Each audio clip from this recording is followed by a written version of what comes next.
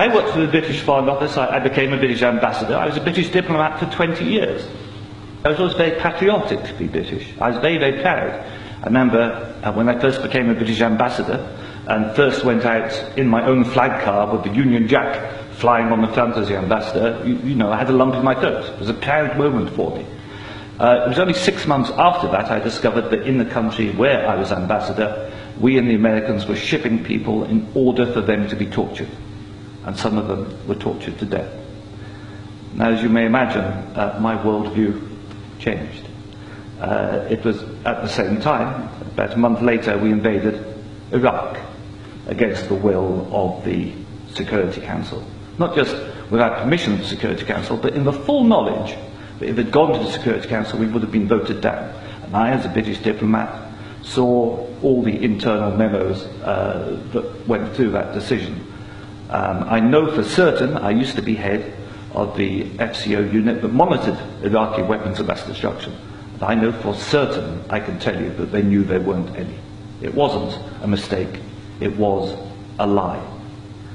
I think it is impossible to be proud of the United Kingdom. I think when we invaded Iraq, we did to the United Nations what Hitler and Mussolini did to the League of Nations.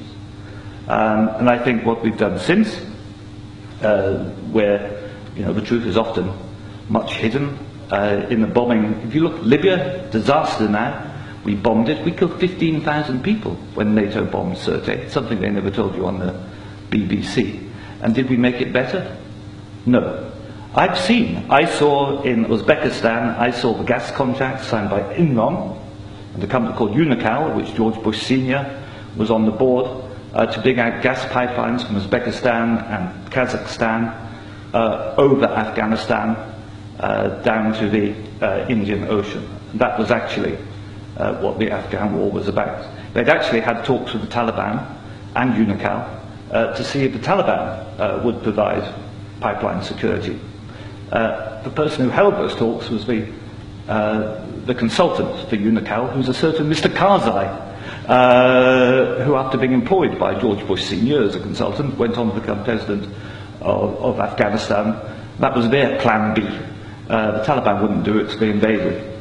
It's usually, I've seen it on the inside, it's almost always about control of resources. It is every bit as corrupt as our first speaker. I'm sorry, I'm also terrible with names. You are absolutely right, Andrew. And I can tell you it's not an academic construct. The system stinks.